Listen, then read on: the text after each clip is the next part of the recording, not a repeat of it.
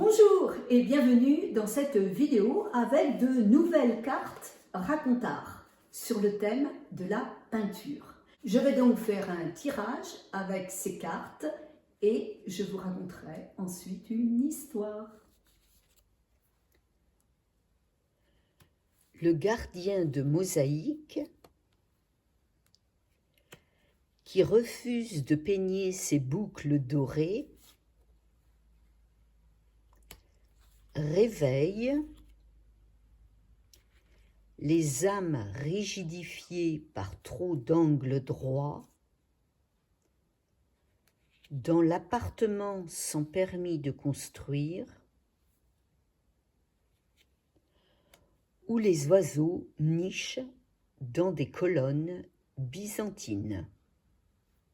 Clara Mendel était architecte en chef de la municipalité depuis 15 ans. 15 ans à apporter son tampon sur des permis de construire. 15 ans à vérifier que chaque angle était bien droit, que chaque façade respectait l'alignement et que chaque plan de masse s'inscrivait parfaitement dans le quadrillage cadastral. Elle avait 43 ans et ne se souvenait plus d'avoir rêvé. C'est son collègue Martin qui lui avait parlé de Thomas la première fois. « Le fou aux cheveux d'or », avait-il dit en riant, « celui qui squatte l'immeuble Voltaire, tu sais, celui qu'on doit démolir. » Clara connaissait le dossier. Immeuble des années 50, structure compromise, vouée à la destruction depuis 3 ans. Mais le chantier n'avançait pas. Des complications administratives, disait-on. En réalité, personne ne voulait affronter Thomas. Il paraît qu'il organise des visites nocturnes, avait continué Martin. Des gens paient pour voir son appartement. C'est devenu un truc underground, un culte. Clara avait haussé les épaules. Elle avait trop de travail pour s'occuper des illuminés. Mais 3 semaines plus tard, elle traversait une crise d'insomnie particulièrement violente. La 5e nuit blanche d'affilée. Les muscles de sa nuque étaient contractés comme des câbles d'acier. Elle s'était alors levée, avait marché et s'était retrouvée devant l'immeuble Voltaire à 2 heures du matin. Il y avait de la lumière au 4e étage. Des ombres bougeaient derrière des fenêtres dont les contours semblaient ondulants, impossibles. Clara avait failli partir. Puis, elle était entrée. L'escalier était normal jusqu'au 3e. Après, tout changeait. Les murs avaient été repeints en spirales de couleurs vives, rouge, or, vert émeraude, bleu cobalt. Pas des motifs géométriques répétitifs, non, une fluidité organique comme si la peinture avait coulé selon sa propre logique. Chaque marche avait une hauteur différente. Clara devait regarder où elle mettait les pieds. La porte du 4e était ouverte. Une dizaine de personnes se tenaient dans ce qui aurait dû être un salon. Et au centre, l'homme aux cheveux d'or. Thomas ne ressemblait à personne qu'elle connaissait. Il était grand, très mince, les cheveux blonds tombant en boucles épaisses jusqu'aux épaules, formant naturellement des spirales parfaites.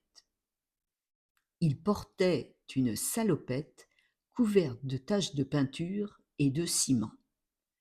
Il était pieds nus et avait des mains comme celles d'un artisan, calleuses, tachées de couleur. Il ne parlait pas. Il laissait l'espace parler pour lui. Clara regarda autour d'elle et sentit quelque chose se fissurer en elle. Le sol n'était pas plat. Il ondulait doucement, obligeant ses pieds à chercher l'équilibre, à travailler. Les murs ne formaient pas d'angle droit. Ils se rencontraient en courbe. Des mosaïques couvraient chaque surface disponible, composée de milliers de tesselles multicolores. En traversant l'appartement du sol au plafond, 3 colonnes dorées en forme d'oignon, recouvertes de céramique brillante. Des oiseaux chantaient. Clara leva les yeux.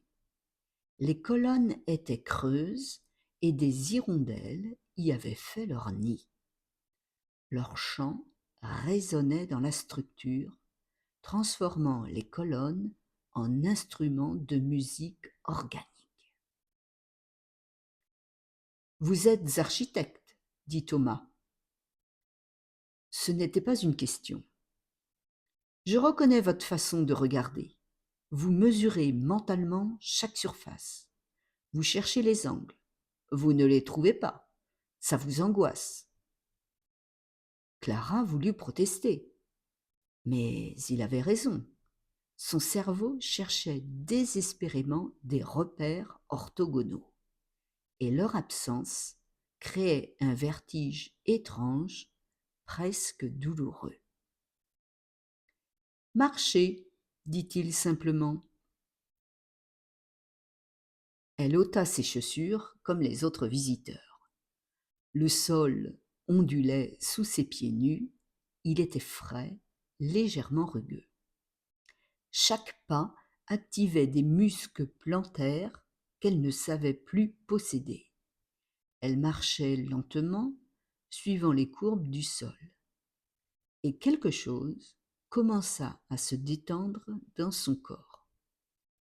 D'abord les pieds, puis les chevilles, puis les mollets. La tension remontait à rebours, se dénouait. Hundertwasser disait que la ligne droite est l'outil du diable, continua Thomas à voix basse. Il disait aussi que marcher sur des sols plats nous rend malades, que vivre dans des boîtes rectangulaires rigidifie nos âmes. Clara s'arrêta devant une mosaïque particulièrement complexe. Des spirales dorées s'enroulaient vers un centre indéterminé. « C'est illégal, dit-elle, cet appartement, ces transformations. Rien n'est conforme. » Thomas sourit. « Conforme à quoi ? À des normes inventées par des gens qui ont oublié que nous sommes des organismes vivants, pas des meubles ? » « Vous ne pouvez pas rester ici, dit Clara. La démolition est prévue. »« Vous êtes venu pour me l'annoncer officiellement ?» Elle ne sut que répondre. Pourquoi était-elle venue ? À 2 heures du matin, en pleine crise d'insomnie. Thomas s'approcha d'elle. De près, elle vit que ses yeux étaient d'un bleu très pâle, presque transparent. « Vous êtes rigidifié, dit-il doucement. 15 ans à dessiner des rectangles, à refuser les courbes, à imposer l'ordre euclidien. Votre corps le porte. Regardez vos épaules, vos mâchoires. » Clara sentit les larmes monter sans comprendre pourquoi. C'était vrai. Elle était tendue en permanence. Elle dormait mal. Ses cervicales la faisaient souffrir. Elle avait 43 ans et se sentait vieille. « Je peux vous réveiller, dit Thomas, si vous le voulez. » Elle revint le lendemain et le surlendemain. Chaque nuit, elle montait au 4e étage de l'immeuble condamné. Thomas lui apprit à coller des tesselles, à suivre les spirales plutôt qu'à les combattre, à marcher pieds nus sur les sols ondulants. Il ne parlait presque jamais. Il la laissait simplement être, dans cet espace où aucune règle ne s'appliquait. Au bout de 3 semaines, Clara dormait à nouveau. Ses épaules s'étaient détendues. Elle remarqua qu'elle souriait parfois sans raison. Un matin, au bureau, alors qu'elle examinait un plan de lotissement, des maisons identiques alignées au cordeau, elle prit son stylo rouge et traça une courbe, puis une autre, puis un chemin sinueux reliant les habitations, des jardins aux formes organiques, des toits ondulés. Son chef de service la convoqua. « C'est quoi ce délire, Mendel ?» Clara regarda le plan. « Un projet qui respecte la vie, » dit-elle simplement. Elle démissionna 2 jours plus tard et commença à travailler avec Thomas, gardien de mosaïques et veilleur d'âme rigidifié.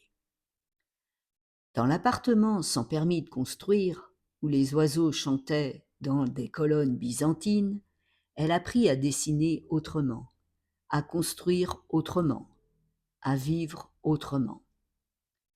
Quand la municipalité envoya finalement les bulldozers, 6 mois plus tard, ils trouvèrent l'immeuble vide. Mais sur chaque mur, chaque sol, chaque surface, des spirales de couleurs vibraient. Et dans les colonnes creuses, les hirondelles avaient laissé leur nid.